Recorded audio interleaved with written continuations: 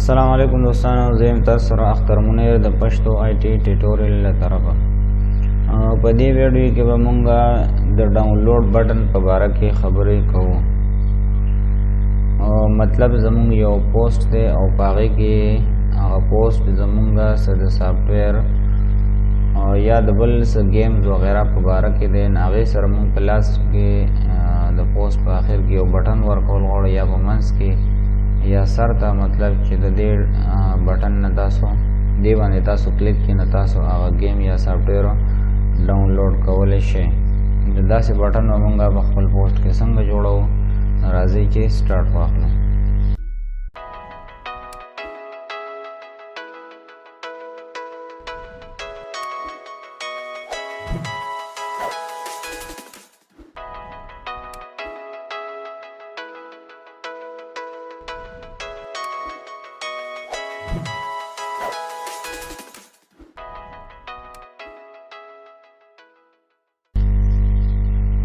فرست زه راځم پوسټ ته.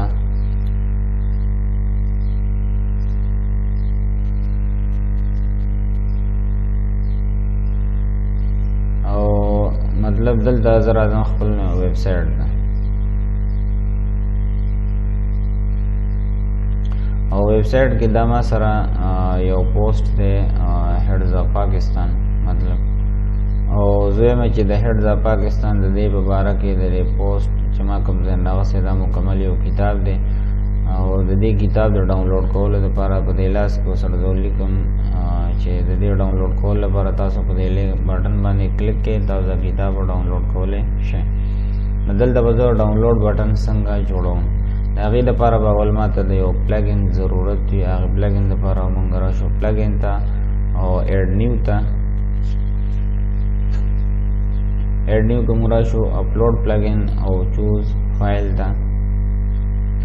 ډاونلوډ بټن د فولډر دی ما سره، په دې کې ما سره شارټ کوډ پروت دی ډاونلوډ بټن ډاټ ټي ایکس ټي کې، او دا ما سره ایزی میډیا، دا ما سره هغه پلګین دی. دا که چېرې تاسو ته پکار وي نو سره د دې کوډ او د پلګین سره د دې ډاونلوډ چې کوم لینک دی هغه لینک به تاسو په ډسکرپشن کې میلاو شي، د هلته نه تاسو ځان له ډاونلوډ کولی شئ. نو فرست به زه دا پلګین انسټال کوم، دا ما اوپن کو او انسټال ناو باندې ما کلیک کو او دا پلګین کو ما اکټیویټ. بس زما صرف عمدہ کوم رکارو پلګین ما اپلوډ می کو او انسټال می کو اکټیویټ می کو. اوس په زه راشم واپس خپل پوسټ ته.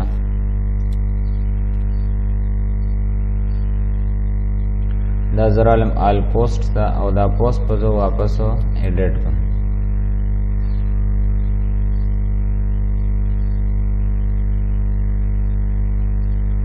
او ایډیټ کې د پوسٹ اخر ته بالکل زرالم او دلته ورته زه لیکم چې ډاونلوډ دیس بک فرام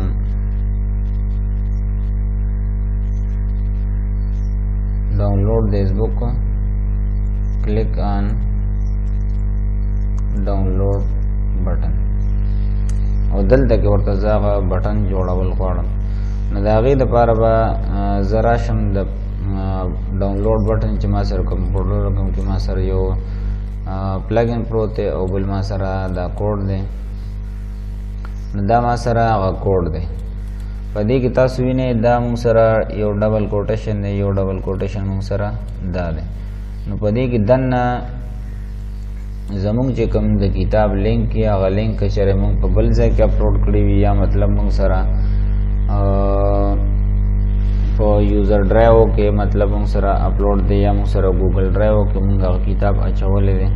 زیاتره خلک ګوګل ډرایو استعمالوي او بل مونږ سره دا یوزر ډرایو ډېر خلک یوزر ډرایو استعمالوي. نو یوزر ګوګل ډرایو باندې تاسو ارننګ نه میلاویږي او بل یوزر ډرایو دا که چېرې مونږ یوزر ډرایو استعمالوو نو یوزر ډرایو یو داسې ځای چې پای کې مونږ خپل فایلونه اپلوډ کوو او د هغې لینک مونږ په خپل ویب سایټ کې اچوو او د هغې څومره ډاونلوډز وي هغه چې کوم خلک ډاونلوډ کوي نو نو په هغې ډاونلوډ باندې مونږ ته ارننګ ملاویږي، مونږ ته پې پیسې راځي. او که چېرې مونږ ګوګل ډرایو کې خپل فایلز اچو نو ګوګل ډرایو باندې مونږ ته څه نه ملاویږي.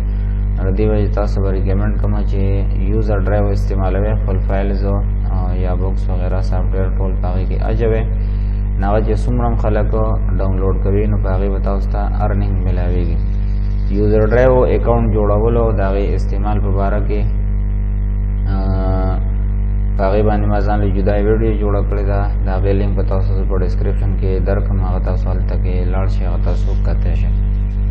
نو کله چې موږ یو فایل په یوزر ډرایو کې اپلوډ کړو یا ګوګل ډرایو کې اپلوډ کړو نو د هغې ډاونلوډ چې کوم لینک وي هغه لینک به موږ راواخلو او په دې ډول کوټیشن کې دننه به موږ هغه لینک دا لینک په دې ځای نه روان کړو او هغه لینک به موږ دلته کې پیسټ کړو.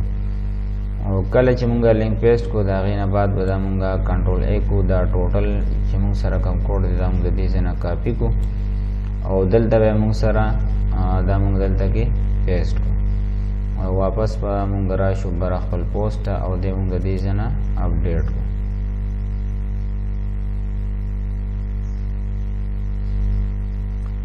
دا پوسټ زمونږ اپډیټ شو او واپس موږ راشو خپل ویبسایټ ته او هغه پوسټ ویبسایټ موږ خپل ریفریش کړو. نو دا تاسو وینئ ډاونلوډ دیس بک کلیک آن ډاونلوډ بټن موږ سره باقاعده ښه ښایسته شان ډاونلوډ سره بټن راغلی. نو په دې باندې چې څوک کلیک کوي نو هغه لینک طرف ته به ځي، چونکې دې ټایم کې ما سره نیټ نشته ځکه هغه دې فایل طرف ته چې دی نه دی نه ځي او دې فایل دا لینک چونکې هسې عارضي دی په دې کې دننه نو دې طرف ته دې ټایم کې ځکه نه ځي، دا موږ سره نیټ نشته دی. نو دا موږ سره د ډاونلوډ بټن جوړولو طریقه. امید لرم چې ستاسو به دا ویډیو خوښه شوې وي. دا ویډیو لایک کړئ، خپلو دوستانو سره شیر کړئ، که ذهن کې بیا هم څه سوال وي لاندې کمنټ کې تپوس کولی شئ.